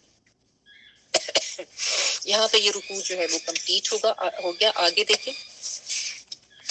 ان الذين توفاهم الملائكة ظالمي انفسهم قالوا فيما كنتم قالوا كنا مستضعفين في الارض قالوا الم تكن ارض الله واسعة فتهاجروا فيها فاولئك مأواهم جهنم وساءت مصيرا. جو لوگ اپنی جانوں پر ظلم کرنے والے ہیں، جب فرشتے ان کی روح قبض کرتے ہیں تو پوچھتے ہیں تم کس حال میں تھے؟ وہ جواب دیتے ہیں کہ ہم اپنی جگہ کمزور اور مغلوب تھے. فرشتے کہتے ہیں کہ کیا اللہ تعالیٰ کی زمین کشادہ نہ تھی کہ تم ہجرت کر جاتے؟ یہی لوگ ہیں جن کا ٹھکانہ دوزخ ہے اور وہ بہت بری جگہ یا بہت برا ٹھکانہ ہے. انا بے شک الذین وہ لوگ توفاہم فوت کرتے ہیں ان کو. روٹ ورڈ اس کا واو فا اور یا. ٹھیک ہے، توفا فوت کرتے ہیں ان کو، الملائکۃ ملائکہ یعنی فرشتے، ظالمی ظلم کرنے والے ہیں. کن پر ظلم کرنے والے ہیں؟ انفسہم اپنی ہی جانوں پر. قالو وہ کہتے ہیں، کون کہتے ہیں؟ اس کے آگے بریکٹ میں فرشتے لکھنے کے. فرشتے کہتے ہیں فیما کنتم، فیما کس حال میں، کنتم تھے تم، یعنی تم کس حال میں تھے. قالو وہ کہتے ہیں، اب وہ مردہ لوگ جو ہے نا جن کی روح قبض کر لی گئی ان کے بارے میں بات ہو رہی. کننا تھے ہم، مستضعفین کمزور یا مجبور. دوف ہوتا ہے یعنی ضعیف، اردو میں ضعف کمزوری اس کے لحاظ سے. تو مستضعفین کمزور یا مجبور، فی الارض زمین میں. قالو وہ کہتے ہیں، ونس اگین وہ فرشتے اس میں بھی آپ بریکٹ میں لکھتے ہیں، وہ کہتے ہیں کیا لم نہیں، کیا نہیں تکن تھی، وہ مونس کے لیے آنا تکن تھی، ارض اللہ زمین اللہ کی، واسعتن وسیع، باؤسین این فراغت والی، کشادہ، فتحاجرو بس تم ہجرت کر جاتے، فا پس تم کے معنوں میں حاجیم را ہجرت کر جاتے، فیہا اس میں. فاولئک تو یہی لوگ، مأواہم جہنم ٹھکانہ ان کا، الف واو اور یا جو ہے یہ ٹھکانہ کے لیے آتا ہے، ٹھکانہ ان کا جہنم، جہنم ہے. وساءت مصیرا اور کتنا برا ہے، مصیرا لوٹنے کی جگہ. سین واو اور حمزہ، سو جو ہے وہ برائی کے لیے آتا ہے، مصیرا جو ہے سارا یہ سیرو یہ ٹھکانہ یا لوٹنے کی جگہ، سواد یارا. ٹھیک، قدرت رکھنے کے باوجود ہجرت نہیں کر رہے تھے. ٹھیک ہے نا، کیونکہ ہجرت جو ہے وہ فرض کر دی گئی تھی. مطلب حالات اب ایسے ہو گئے تھے کہ اب یہ آپ کہہ لیں کہ فرض کر دی گئی تھی، بلکہ کفر اسلام کا ایک معیار جو ہے اب یہ رکھ دیا گیا تھا. ٹھیک ہے نا، اور ریزن بھی میں نے آپ کو پچھلی دفعہ ایکسپلین کی تھی کہ اب ریزن یہی تھی کہ اب ایک دارالاسلام جو ہے وہ اویلیبل ہو گیا ہے، تو ایسی جگہ پہ جہاں پہ مسلمان اتنے مغلوب ہے اور ان کے اوپر ظلم کیا جا رہا ہے، ان کو اللہ کے دین کے مطابق عمل نہیں کرنے دیا جا رہا، تو وہاں سے اب نکلیں، اس دارالاسلام یعنی مدینہ کی طرف چلے جائیں. اس سے ایک تو یہ کہ اسلام کو بھی طاقت ملنی تھی، ایک اسلامی ریاست نے بھی مضبوط ہونا تھا، سب ایک جگہ پہ جمع ہو جاتے، اور دوسرا یہ کہ ان کو خود بھی اللہ کے دین پر عمل کرنے کی اجازت مل جانی، وہ آزاد ہو جانا تھا. ٹھیک ہے، تاکہ وہ اپنے اسلام کی جو شاعر ہیں، جو طریقہ کار ہے، جو احکامات ہیں، اس کے مطابق زندگی گزار سکیں. ٹھیک ہے، تو اس لیے یہ اب لازم کر دی گئی تھی، اور جو لوگ قدرت رکھنے کے باوجود بھی ہجرت سے گریز کر رہے تھے، ان کے بارے میں پھر سخت وعید بتائی گی، اور ان کے بارے میں یہاں تک یہ بتا دیا گیا کہ جب ان کی موت ہوتی ہے اور فرشتے ان کی روح قبض کرتے ہیں نا، تو ان کے ساتھ پھر معاملہ کتنا سختی کا کیا جاتا ہے وہ یہاں پہ بتایا جا رہا ہے. کہ ان کو فرشتے آ کے یہ کہتے ہیں کہ تم کس حال میں تھے، تو وہ آگے سے یہ کہتے ہیں کہ ہم تو بڑے کمزور تھے، ہم بڑے مجبور تھے، ہمارے اوپر لوگ جو ہیں وہ ظلم کر رہے تھے کافر، اور وہ ہمیں دین پر عمل نہیں کرنے دے رہے تھے، اس وجہ سے ہم مجبور تھے یا مظلوم تھے. لیکن نہیں، اللہ تعالیٰ یہ فرما رہے ہیں کہ ان کو آگے سے فرشتے یہ کہتے ہیں تو اللہ کی جو زمین تھی وہ کیا تنگ ہوگی تھی تمہارے لیے؟ کیا اللہ کی زمین میں اتنی کشادگی نہیں تھی، اتنی وسعت نہیں تمہارے لیے تھی کہ تم وہاں سے ہجرت کر جاتے اور وہاں سے چلے جاتے؟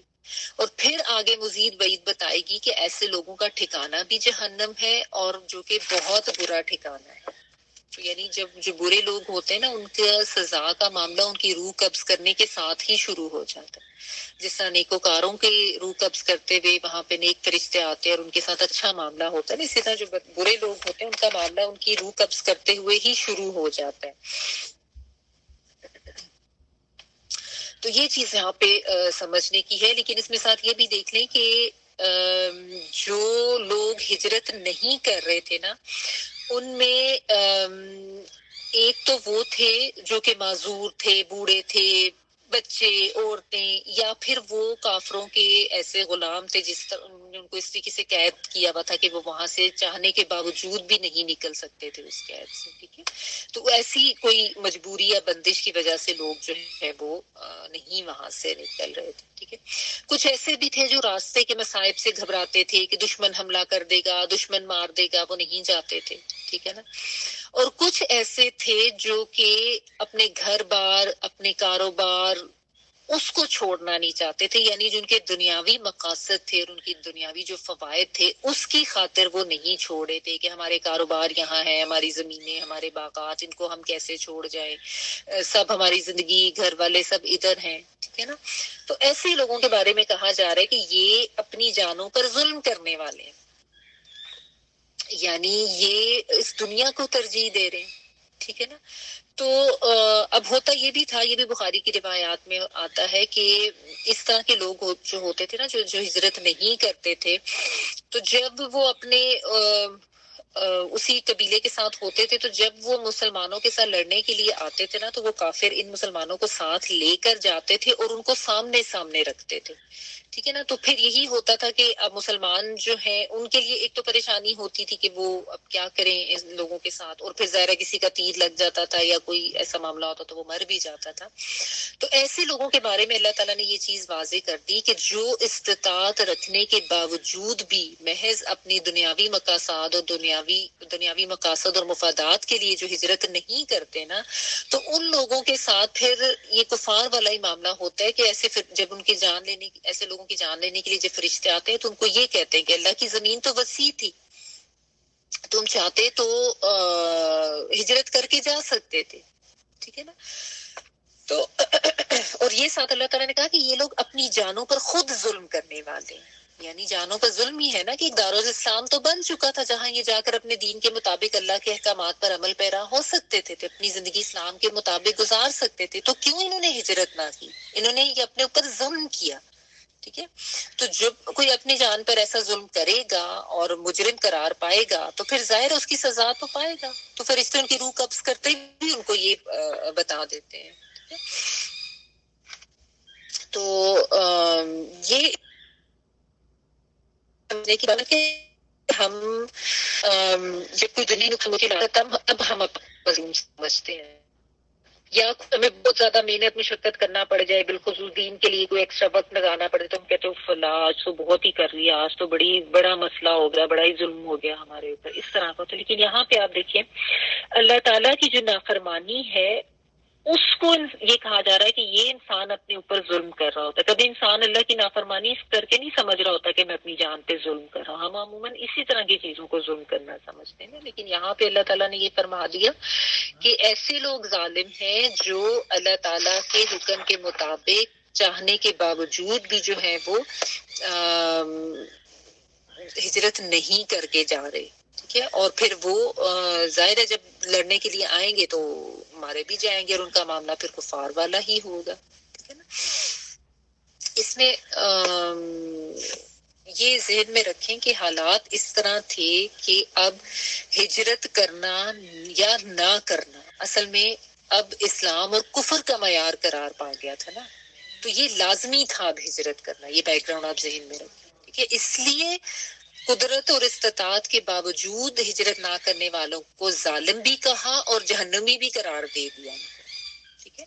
تو ایسا ہی ہے کہ یہ مطلب ویسے یہ حکم جو ہے آج بھی ایسا ہی ہے قیامت تک کہ جب بھی کوئی ایسی سچویشن ہو جائے کہ ہجرت کرنا جو ہے وہ آپ کہہ لیں کہ اسلام کے مترادف ہو جائے اور نہ کرنا جو ہے وہ کفر کے مترادف قرار پائے، یعنی اسلام اور کفر کے مارکے والی اس طرح کی سچویشن کا کبھی اگر پیدا ہوتی ہے تو جو بھی اسلام کے دعوے دار ہیں اور ان کے لیے اہل ایمان کے ساتھ مل جانا اسلام کی طاقت بڑھانے کے لیے یا اپنے دین پر عمل کرنے کے لیے یہ لازمی ہو جاتا ہے، اور اگر وہ ترک وطن نہیں کرتے، ٹھیک ہے، اور اپنی زندگی کی دیگر جو ترجیحات ہیں ان کو اہمیت دیتے ہیں اور اسی جگہ پہ رہتے ہیں وہ اسلام پر جہاں پہ عمل بھی نہیں کر پا رہے ہیں اور کفر کے غلبے میں ہیں، تو یہ حکم پھر ان کے لیے بھی ہوگا، ٹھیک ہے نا، وہ بھی اسی کیٹیگری میں آ جائیں گے۔ ورنہ چھوٹے موٹے امتحان تو ویسے بھی ہوتے رہتے ہیں، اگر آپ اس کو دیکھیں کہ یہ تو ایک بڑی سچویشن کی بات ہو رہی ہے نا، اور آج بھی ایسا ہی ہے کہ اگر کوئی کسی ایسے علاقے میں رہ رہا ہے جہاں پہ اس کو اس کے دین کے مطابق عمل نہیں کرنے دیا جا رہا، اس کے اوپر ظلم کیا جا رہا ہے، اور وہ قدرت اور استطاعت بھی رکھتا ہے وہاں سے نکلنے کی، اور پھر بھی وہ وہاں سے نہیں نکل رہا، تو یہ چیز اس کے فیور میں نہیں جائے گی، یہ اس کے لیے ایک طرح کا امتحان ہے، اور اس نے پھر یہ سوچنا ہے کہ اب وہ کس چیز کو ترجیح دیتا ہے، ٹھیک ہے نا۔ تو یہ اس میں سمجھنے کی، اور ویسے بھی آپ دیکھیں کہ عام زندگی میں بھی آپ کو چھوٹے موٹے اس طرح کی سچویشنز تو ہر طرف آتی رہتی ہیں نا، ہر وقت درپیش رہتی ہیں کہ اللہ اور رسول کے حکم پر ہم کتنا عمل کرتے ہیں، اور اپنے دنیاوی فائدے کو نظر رکھتے ہوئے ہم غلط کاموں کی طرف کتنا جاتے ہیں یا ان کو ہم ترک کرتے ہیں یا نہیں کرتے، جبکہ ہم اس کو چھوڑنے کے قابل بھی ہوں، ٹھیک ہے۔ یعنی آپ کہہ لیں ایک لحاظ سے تو چھوٹے لیول پر یہ کفر و اسلام کے فیصلے ہر وقت ہو رہے ہوتے ہیں، ٹھیک ہے نا، لیکن ہاں بعض دفعہ حالات میں گریوٹی زیادہ ہوتی ہے، ٹھیک ہے نا، ورنہ عمومی طور پر تو ترجیحات کو، خواہشات کو، اپنے لائف سٹائل کو قربان کرنا، چھوڑنا اور اللہ کے حکم کو ترجیح دینا، یہ ہر وقت ہی ہر ایک کے ساتھ ہوتا رہتا ہے، چھوٹے چھوٹے معاملات، ٹھیک ہے، الا المستضعفین، جو کہ کمزور ہیں، جو واقعی ہی نہیں یہ کر سکتے، تو ان کا ذکر بھی آگے آ جاتا ہے۔ تو بہرحال یہ اللہ تعالیٰ نے بتا دیا کہ ایسی سچویشن میں اگر کوئی جان بوجھ کے رہ رہا ہے نا تو وہ اپنی جانوں کے اوپر ظلم کر رہا ہے، ٹھیک ہے نا۔ تو اگر کسی کے ساتھ ایسا معاملہ ہے آج بھی، تو اس کو پھر یہ دیکھنا چاہیے کہ وہ اس جگہ سے نکلے، اس جگہ کو چھوڑے، اور اللہ تعالیٰ کا جو دین ہے اور اللہ تعالیٰ کے دین پر عمل پیرا ہونا ایک بہت زیادہ اہمیت ہے۔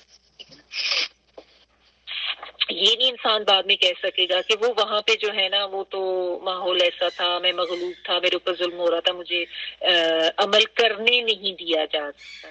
اگر کوئی شرعی عذر نہیں تھا اور تم وہاں سے نکل سکتے تھے اللہ کی زمین سے، تو تمہارے لیے نکلنے کی کوشش کرنا ضروری تھا، ایٹ لیسٹ کوئی نیت تو ہوتی، کوئی کوشش تو ہوتی، اور اگر کر جاتے تو آگے اس کا بھی اللہ تعالیٰ ریوارڈ ابھی اگلی آیات میں پڑھ سکتے ہیں۔ یعنی آپ جس ملک میں رہ رہے ہیں اس کی خاطر اپنے دین کو نہیں چھوڑ سکتے، ہاں اللہ کے دین کے لیے ملک چھوڑ سکتے، یہ چیز سمجھائی جا رہی ہے۔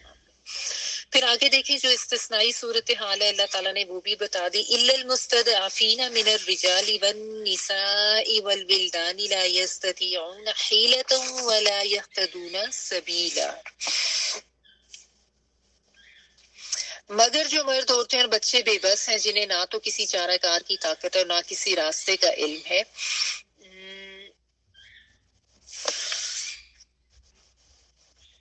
آگے بھی پڑھ لیتے ہیں، فَأُولَٰئِكَ عَسَى اللَّهُ أَن يَعْفُوَ عَنْهُمْ وَكَانَ اللَّهُ عَفُوًّا غَفُورًا۔ اگلی آیت بھی پڑھی ہوں، آیت نمبر 91۔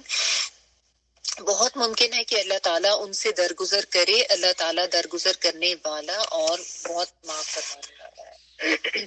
اللہ ما سوائے المستضعفین، کمزور لوگ، مجبور لوگ، داد عین اور فائز کا روٹ ورڈ ہے، من الرجالی مردوں میں سے، را جیم لال رجل مرد کے لیے آتا ہے، والنسائی اور عورتوں میں سے، والولدانی اور بچوں میں سے، واو لام دال، لا نہیں، یستطیعون وہ استطاعت رکھتے، یا وہ کے معنوں میں، اور توئیں واو اور عین اس کا روٹ ورڈ ہے، ٹھیک ہے، نہیں وہ استطاعت رکھتے، حیلتن کسی ہیلے کی، ہا واؤ اور لام اس کا روٹ ورڈ ہوتا ہے.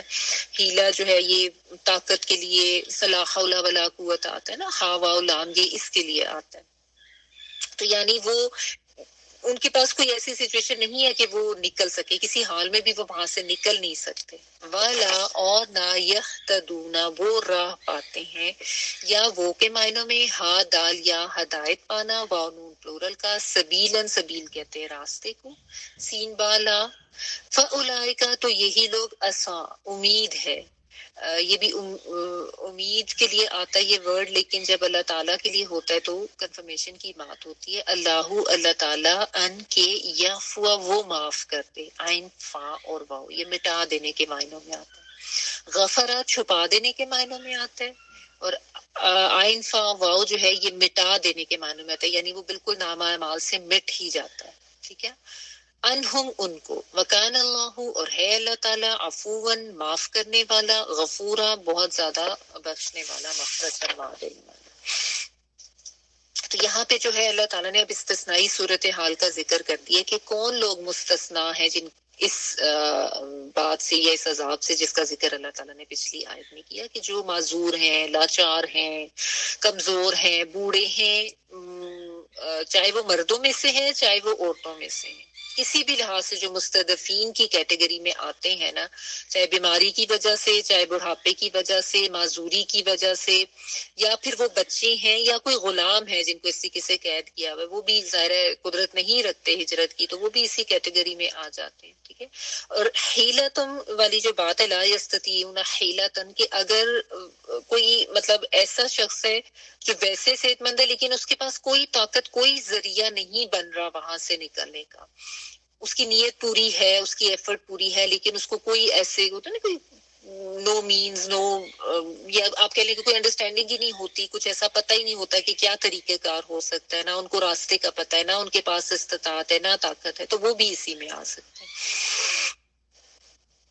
کہ اب آپ دیکھیں اس زمانے میں ایک تو سفر بھی بہت مشکل ہوتا تھا نا، اس چیز کو بھی آپ ذہن میں رکھیں کہ نہ وہ چھپ کر نکل سکتے ہیں، نہ کھلے عام نکل سکتے ہیں، کوئی ذریعہ نہیں ہے، ان کو راستے کا پتہ نہیں ہے، یا وہ کسی طریقے سے بھی جو ہے وہ جو کہ شرعی عذر کوئی بھی ان کے پاس ہے. اللہ تعالیٰ جب بھی بات کرتے ہیں نا تو سب استثنائی جو چیزیں ہوتی ہیں وہ بتا کے بات کرتے ہیں، کہ سب کو اس کی لپیٹ میں لے کے بات نہیں کیا جا رہا. اللہ تعالیٰ کے ہاں بات اور فیصلے بہت زیادہ عدل و انصاف کے تحت ہوتے ہیں. ٹھیک ہے نا.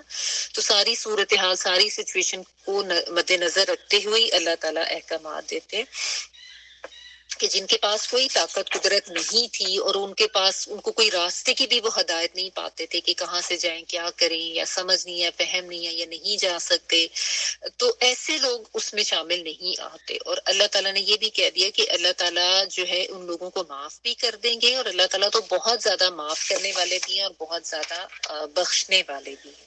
ٹھیک ہے نا. اور اس میں پھر یہ بھی ہے کہ لیکن یہ بھی انسان دھیان رکھے کہ یہ معافی کا اعلان تب تک ہی ہے جب تک انسان کے پاس واقعی کوئی شرعی عذر ہے، اور اس کے پاس واقعی کوئی طریقہ نہیں بن رہا وہاں سے نکلنے کا. جب اب وہ شرعی عذر ختم ہو گیا ہے، جب اب وہ انسان جو ہے وہ وہاں سے نکلنے کی طاقت رکھتا ہے، تو پھر اس کے اوپر وہ حکم ویسے ہی نافذ ہو جائے گا. تو یہ نہیں ہے کہ بس انسان جب تک شرعی عذر نہیں ہے تب تک تو رہا اور اس کے بعد بھی ڈھیلا ہو کے بیٹھ جائے، ایسا نہیں ہے. جب بھی کبھی موقع ملے، جب بھی کبھی طاقت آ جائے اور وہ عذر پھر اس کا ختم ہو جائے گا، تو پھر فوراً عمل کرنا ہے اور پھر فوراً ہجرت کرنی ہے.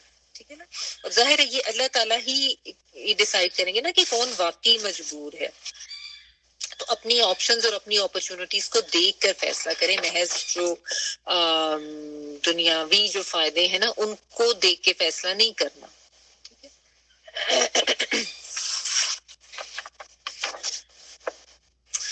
اچھا، اور ساتھ ساتھ اللہ تعالیٰ جو ہے وہ اپنے غفور و رحیم ہونے کا، عفواً غفور ہونے کی بھی کی جو صفات ہیں ان کا بھی ذکر کر رہے ہیں، کہ یعنی اللہ تعالیٰ کی جو یہ صفات ہیں یہ بھی ساتھ ساتھ ہیں. یہ نہیں ہے کہ اللہ تعالیٰ جو ہے بس وہ وعید دیتے ہیں یا سزا سناتے ہیں، ایسا ہی ہے تاکہ انسان جو ہے وہ اس میں اس کی ہمت نہ ختم ہو جائے گی، جس طرح کوئی مایوس نہ ہو جائے یا کوئی اس طریقے سے پریشان ہو کے نہ بیٹھ جائے کہ اب میں کیا کروں. جس کے جو مجبور ہو گیا، معذور ہو گیا، کوئی عذر آ گیا اس کے پاس، تو ایسے لوگوں کے لیے اللہ تعالیٰ کی معافی ہمیشہ کے لیے ہے. اچھا وَمَن يُهَاجِرْ فِي سَبِيلِ اللَّهِ يَجِدْ فِي الْأَرْضِ مُرَاغَمًا كَثِيرًا وَسَعَةً وَمَن يَخْرُجْ مِن بَيْتِهِ مُهَاجِرًا إِلَى اللَّهِ وَرَسُولِهِ ثُمَّ يُدْرِكْهُ الْمَوْتُ فَقَدْ وَقَعَ أَجْرُهُ عَلَى اللَّهِ وَكَانَ اللَّهُ غَفُورًا رَحِيمًا۔ اور جو کوئی اللہ کی راہ میں وطن کو چھوڑ دے گا وہ زمین میں بہت سی قیام کی جگہ بھی پائے گا اور کشادگی بھی، اور جو کوئی اپنے گھر سے اللہ تعالیٰ اور اس کے رسول صلی اللہ علیہ وسلم کی طرف نکل پڑا ہو پھر اسے موت نے آ پکڑا تو بھی یقیناً اس کا اجر اللہ تعالیٰ کے ذمہ ثابت ہو گیا، اور اللہ تعالیٰ بہت بخشنے والا ہے، بہت مہربان ہے۔ لیکن بار بار آیات کا اینڈ جو ہے نا اللہ تعالیٰ کی ان صفات پہ ہو۔ وَمَن اور جو کوئی یو حاجر وہ ہجرت کرے گا، یا آتین والا وہ کے معنی میں، فی سبیل اللہ اللہ کے راستے میں، یجد وہ پائے گا، فی الارضی زمین میں، مراغمن مراغمن جو ہے نا یہ جائے پناہ کے معنوں میں ہے، وہ قلعہ یا پناہ گاہ۔ اصل میں تو جو یہ را غین اور میم اس کا روٹ ورڈ ہے نا، تو مراغم جو ہے یہ بیسیکلی کس طرح سے رغم جو ہے نا یہ بیسیکلی ڈسٹ یا خاک کے معنوں میں ہوتا ہے، ٹھیک ہے نا۔ تو اس کے بعد پھر یہ ہوتا تھا کہ جب لڑائی کے بعد کوئی خطہ زمین کوئی حاصل کر لیتا تو اسے بھی مراغمن کہتے تھے، کیونکہ لڑائی کے دوران ہوتا ہے نا خاک اڑتی ہے، مٹی اڑتی ہے، ٹھیک ہے نا، اس لحاظ سے بھی۔ تو کوئی جائے پناہ یا کوئی پناہ گاہ، کثیرن بہت سی، کثیرن وسعتن اور وسعت، یہ واو سین اور آئین والا ہی ورڈ ہے، وسیع ہونا، کشادگی ہونا۔ ومن اور جو کوئی یخرج نکلے گا، من بیتی ہی اپنے گھر سے، مہاجرن ہجرت کرنے والا، اللہ اللہ کی طرف، رسول ہی اور اس کے رسول کی طرف، ثم پھر یدرک الموت پالے اس کو موت، یا وہ والا یدرک میں دال را کاف ہوتا ہے کچھ پا لینا، درک لگ جانا، کچھ حاصل کر لینا، پالے اس کو الموت موت، فقد تو یقیناً واقع ہو گیا، اجرہ اجر اس کا، اللہ ہی اوپر اللہ کے، وکان اللہ اور ہے اللہ تعالیٰ، غفوراً خوب خوب بخشنے والا، رحیماً بہت زیادہ رحم کرنے والا۔ فرض کر دی گئی تھی تو ہجرت کا جو ریوارڈ ہے وہ پھر یہاں پہ اللہ تعالیٰ بتا رہے ہیں، اور اس کے لیے جو آپ کہہ رہے ہیں کہ ایک ہمت بندھائی جا رہی ہے، ٹھیک ہے نا، وہ اللہ تعالیٰ میں جیسا پچھلی آیت میں اللہ تعالیٰ نے ترک ہجرت پر وعید کی تھی، تو یہاں پہ اب ہجرت کرنے کی طرف ترغیب دلائی جا رہی ہے اور حوصلہ بڑھایا جا رہا ہے، یہ کہہ کر کہ جو کوئی بھی اللہ کی راہ میں نکلے گا، اللہ اور اس کے رسول کے لیے یہ قربانی دے گا، دین کی خاطر اپنا گھر بار سب چھوڑ کے ہجرت کرے گا، تو اللہ تعالیٰ اس کے لیے زمین کو بھی وسیع کر دیں گے، اور اللہ تعالیٰ اس کے لیے ایسے اسباب وسائل پیدا کریں گے کہ اس کو آرام سے پناہ ملے گی، کیونکہ عموماً جب ہوتا ہے تو انسان یہی سوچتا ہے نا کہ میں کھاؤں گا کیسے، ذریعہ معاش کیا ہوگا، میں سب کچھ یہاں چھوڑ کے جا رہا ہوں، اتنا نقصان ہو رہا ہے میرا۔ لیکن جب وہ اللہ اور اس کے رسول کے لیے اور اللہ کے دین کے لیے وہ سب کچھ چھوڑ دیتا ہے، تو یہ کیسے ہو سکتا ہے کہ اللہ تعالیٰ کی طرف سے قدردانی نہ ہو، یا اللہ تعالیٰ کی طرف سے اس کا یہ عمل ریوارڈنگ نہ ہو، ٹھیک ہے۔ تو یہ یہاں پہ اللہ تعالیٰ نے بہت کلیئرلی بتا دیا کہ جو بھی ہجرت کرتا ہے اللہ کے راستے میں، وہ یہ اچھی طرح سے جان لے کہ ایسا نہیں ہے کہ اس کی یہ قربانی جو ہے وہ رائے گاہ جا رہی ہے، یا اس کی یہ ایفرٹ جو ہے وہ رائے گاہ جا رہی ہے، وہ تو زمین کو بہت کشادہ پائے گا، اور اس کو بہت آرام سے پناہ بھی ملے گی، یعنی اور بہت سی جائے پناہ ملے گی، اور بہت وسعت ملے گی، یعنی اللہ تعالیٰ کی طرف سے ایک خاص مدد کا وعدہ کیا گیا ہے اللہ کے دین کے لیے، دارالکفر کو چھوڑ کر دارالاسلام کی طرف ہجرت کرنے والوں کے لیے، ٹھیک ہے نا۔ اور اس میں آپ دیکھیں کہ آپ اگر تاریخ اٹھا کے دیکھیں تو پتہ چلتا ہے کہ ہجرت جب مسلمانوں نے کی مکہ سے مدینہ کی طرف تو کتنے برے ان کے حالات تھے، شروع میں کچھ بھی نہیں تھا، نہ سر چھپانے کو جگہ تھی، نہ کام کاروبار تھے، سب کچھ وہاں پہ چھوڑ آئے تھے، لیکن اللہ تعالیٰ نے پھر آہستہ آہستہ ان کو کس طریقے سے وہاں پہ شروع میں بالکل ان کا رہنے کا بھی ارینجمنٹ کتنا اچھا کر دیا انصار کے ساتھ، جو ان کا جو ایک وہ ہوا مواخذہ سا وہ بھی، اور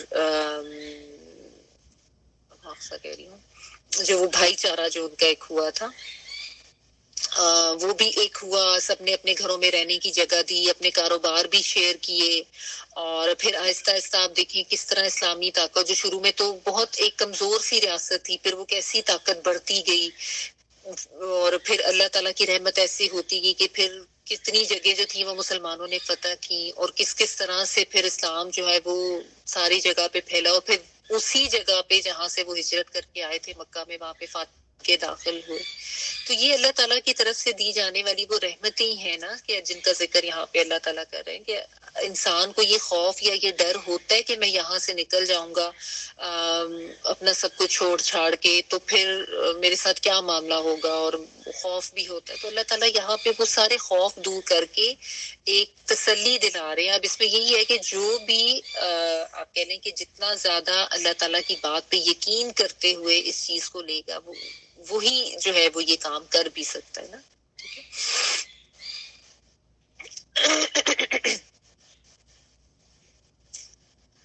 اچھا، تو یہ اور پھر ساتھ اللہ تعالیٰ نے یہ بھی بتا دیا کہ اگر کسی کو راستے میں موت بھی آ جاتی ہے نا، وہ پہنچ نہ بھی سکے، گھر سے وہ نکل پڑا نیت کر کے، ایفرٹ کر کے، تو بھی اللہ تعالیٰ کے اوپر اس کا اجر لازم ہو جاتا ہے. وَمَن يَخْرُجْ مِن بَيْتِهِ، یعنی اپنے گھر سے وہ نکل پڑا ہے ہجرت کرنے والا بن کے اللہ کی طرف اور رسول کی طرف. اب راستے میں اس کو اگر موت بھی آ گئی ہے تو اللہ تعالیٰ کی طرف اس کا اجر جو ہے وہ واقع ہو گیا، وہ لکھا گیا، کیونکہ وہ نکلا تو دل میں خالص اللہ تعالیٰ کے لیے کے لیے ہجرت کی نیت لے کے نکلا تھا نا، جذبہ اس کا خالص تھا.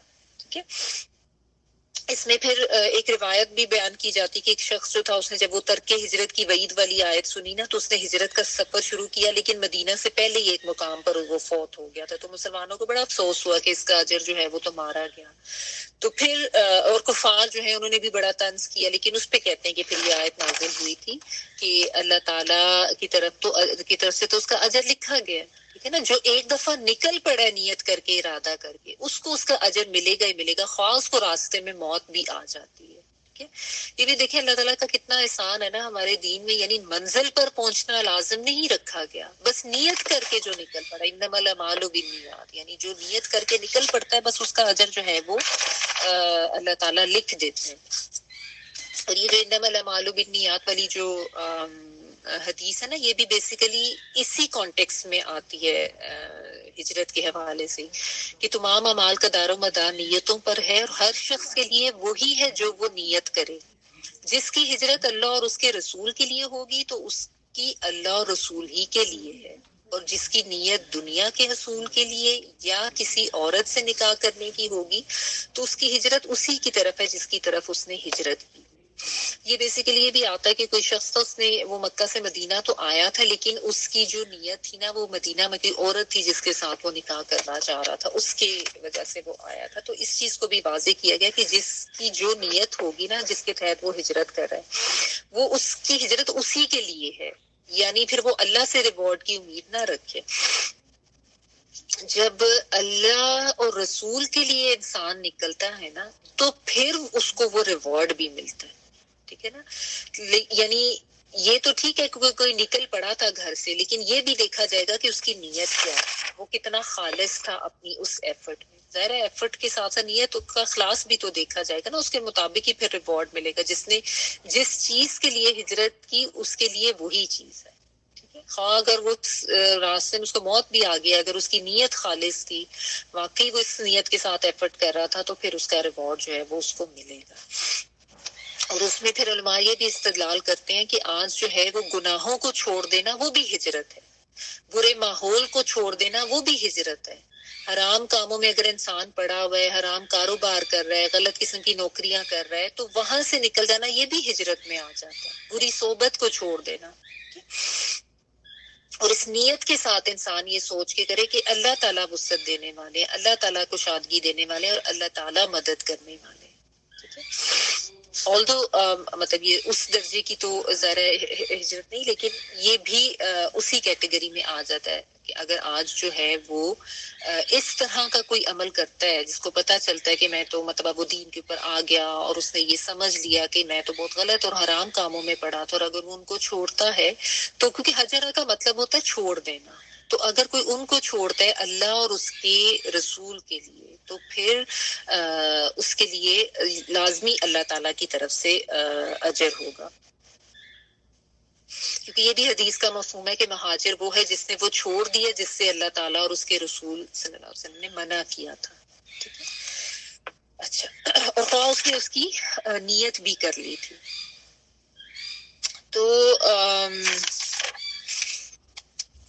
اس میں ایک یہ بھی واقعہ آتا ہے، یہ بھی بخاری کی روایت میں آتا ہے. آپ نے یقیناً سنا ہوگا کہ ایک شخص وہ بہت زیادہ گناہ گار تھا. وہ جب توبہ کی نیت سے نکلا تو روایت میں یہ بھی آتا ہے کہ اس نے کافی قتل کیے ہوئے تھے. تو لوگوں نے اس کو کہا کہ تم فلاں علاقے میں چلے جاؤ، وہاں پہ اللہ کے بڑے نیک اور پرہیزگار لوگ ہیں، تو ان کے ساتھ چلے جاؤ، ان کے ساتھ رہو، عبادت کرو، تمہاری وہاں پہ اللہ سے معافی مانگو، تمہاری معافی ہو جائے گی. تو وہ اس طرف کو نکل پڑا، لیکن راستے میں جو ہے اس کی موت واقع ہوگی. تو جب فرشتے آئے ان میں آپس میں یہ ہوا، عذاب والے فرشتے بھی تھے اور رحمت والے بھی. تو اللہ تعالیٰ کی طرف سے پھر یہ حکم ہوا کہ جگہ کو ناپ لو، زمین کو ناپ لو. جس جگہ کا فاصلہ زیادہ بنتا ہے نا، وہ اس کے مطابق اس کا فیصلہ ہوگا.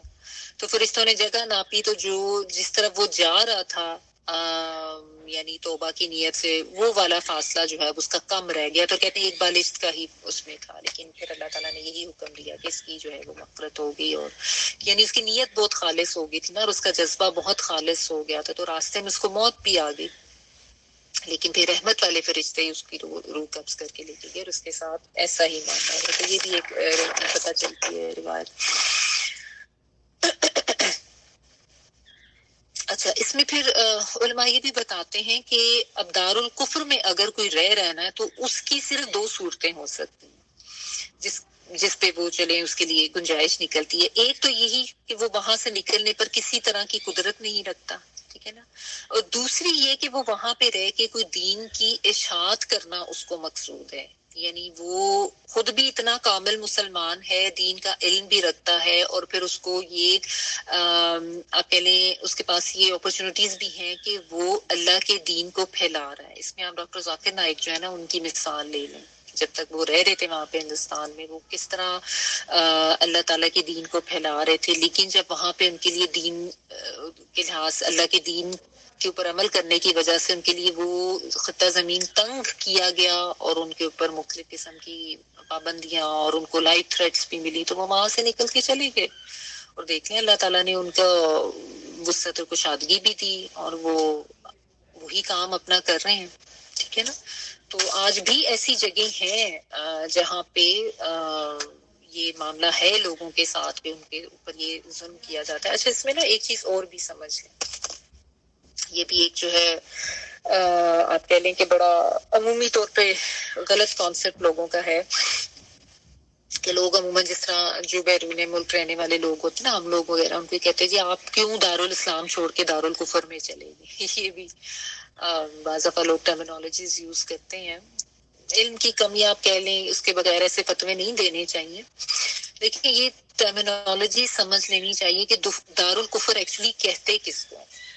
دارالکفر وہ ہوتا ہے جہاں پہ جو حکومت ہے نا اوپر، وہ مسلمانوں کی نہ ہو، کافروں کی ہو.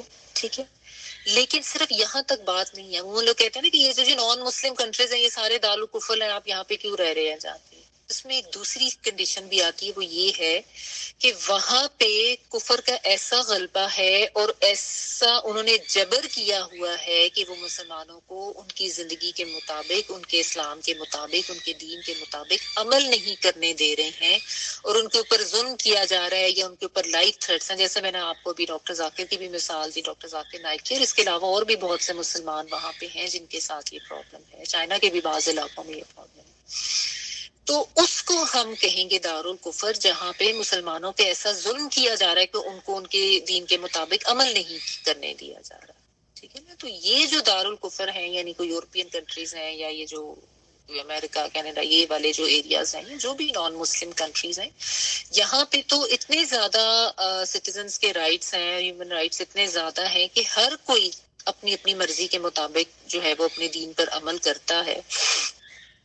تو آج کل تو کوئی بھی ایسا آپ کہہ لیں کہ کلاسک وہ نہ دارالاسلام ہے. دارالاسلام وہ ہوگا جہاں پہ اس مسلمانوں کی حکومت ہو، اور وہاں پہ اللہ ہی کی حاکمیت ہو، ساری اسلام کے قوانین نافذ ہوں، سارے جو ہیں وہ باتیں جو ہیں وہ اللہ کے دین کے مطابق ہو، سزائیں بھی ویسی نافذ ہوں، اور پورا جو معاشرہ ہے وہ ایک عملی نمونہ ہو جو کہ ایک اسلامی معاشرہ جس طریقے سے ہونا چاہیے اس کا ہو. اور دارالکفر جس طرح کی یہ مکہ کی جو سچویشن تھی، جس طرح میں نے آپ کو بتائی کہ جو بتائی کیا سب کو پتہ ہی ہے کہ کس طریقے سے ان کے اوپر ظلم ہوتا، تو آج بھی اگر کوئی ایسی جگہ پہ رہ رہا ہے جہاں پہ اس کو اسلام کے اوپر عمل نہیں کرنے دیا جا رہا اور اس کو مجبور کیا جا رہا ہے، اور وہ اگر تو وہاں سے نکلنے کی کوئی قدرت نہیں پاتا تو پھر تو ٹھیک ہے، لیکن اگر اس کے پاس قدرت ہے تو پھر اس کو وہاں سے نکل جانا چاہیے. ٹھیک ہے نا؟ تو یہ بھی ایک کانسیپٹ جو ہے تھوڑا سا ٹھیک کر لینا ضروری ہے کہ دارالکفر کیا ہے اور دارالاسلام کیا ہے. ٹھیک ہے، ابھی ہم اس کو بس یہیں تک رکھتے ہیں، اگلا رکوع انشاءاللہ تعالیٰ کل سٹارٹ کرتے ہیں. تلاوت پلیز پلے کر دیں. لا يستوي القاعدون من المؤمنين غير أولي الضرر والمجاهدون في سبيل الله بأموالهم وأنفسهم فضل الله المجاهدين بأموالهم وأنفسهم على القاعدين درجة وكلا وعد الله الحسنى وفضل الله المجاهدين على القاعدين أجرا عظيما درجات منه ومغفرة ورحمة وكان الله غفورا رحيما. إن الذين توفاهم الملائكة ظالمي أنفسهم قالوا فيما كنتم قالوا كنا مستضعفين في الأرض قالوا ألم تكن أرض الله واسعة فتهاجروا فيها فأولئك مأواهم جهنم وساءت مصيرا إلا المستضعفين من الرجال والنساء والولدان لا يستطيعون حيلة ولا يهتدون سبيلا فأولئك عسى الله أن يعفو عنهم وكان الله عفوا غفورا. ومن يهاجر في سبيل الله يجد في الأرض مراغما كثيرا وسعة ومن يخرج من بيته مهاجرا إلى الله ورسوله ثم يدركه الموت فقد وقع أجره على الله وكان الله غفورا رحيما. سبحانك اللهم وبحمدك نشهد ان لا اله الا انت نستغفرك ونتوب اليك. سبحان ربك رب العزة عما يصفون وسلام على المرسلين والحمد لله رب العالمين. بارك الله لي ولكم في القرآن العظيم ونفعني وإياكم بالآيات والذكر الحكيم. دعا کر لیجیے.